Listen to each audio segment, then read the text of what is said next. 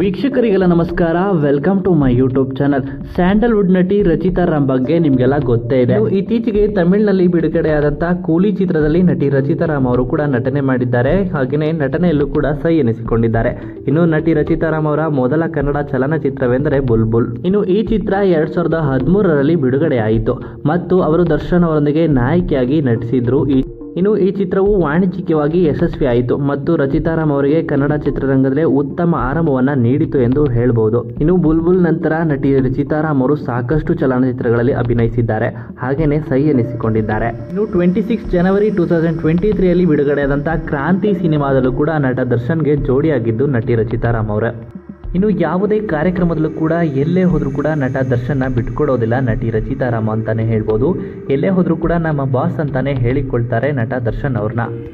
ಕಳೆದ ವರ್ಷ ನಟ ದರ್ಶನ್ ಜೈಲಲ್ಲಿದ್ರು ಕೂಡ ನಟಿ ರಚಿತಾ ರಾಮ್ ಅವರು ಕಾಲಾಯ ತಸ್ಮೈ ನಮಃ ಅಂತ ಹೇಳಿ ನಟಿ ದರ್ಶನ್ ಪರ ನಿಂತಿದ್ರು.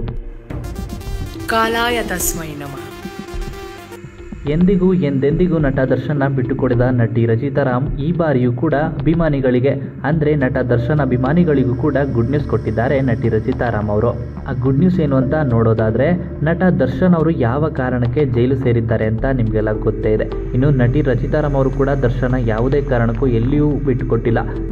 ಇನ್ನು ನಟ ದರ್ಶನ್ ಅವರ ಡೆವಿಲ್ ಸಿನಿಮಾ ಎಲ್ಲ ಶೂಟಿಂಗ್ ಮುಗಿದಿದ್ದು ಇನ್ನೇನು ಕೆಲವೇ ದಿನಗಳಲ್ಲಿ ತೆರೆ ಮೇಲೆ ಬರಬೇಕಾಗಿದೆ. ಆ ಕಾರಣಕ್ಕೆ ದರ್ಶನ್ ಅವರ ಅನುಪಸ್ಥಿತಿಯಲ್ಲಿ ಇದ್ರೂ ಕೂಡ ಡೆವಿಲ್ ಸಿನಿಮಾವನ್ನ ನಟಿ ರಚಿತಾ ರಾಮ್ ಅವರು ಪ್ರಚಾರ ಮಾಡಲಿದ್ದಾರೆ. ರಾಜ್ಯದ ಹಲವೆಡೆ ಓಡಾಡಿ ನಟಿ ರಚಿತಾ ರಾಮ್ ಅವರು ಡೆವಿಲ್ ಸಿನಿಮಾದ ಪ್ರಚಾರವನ್ನ ಮಾಡಿಕೊಡಲಿದ್ದಾರೆ. ಇದು ನಿಜಕ್ಕೂ ಖುಷಿ ಪಡುವಂತಹ ವಿಷಯ ಅಂತಾನೆ ಹೇಳ್ಬೋದು.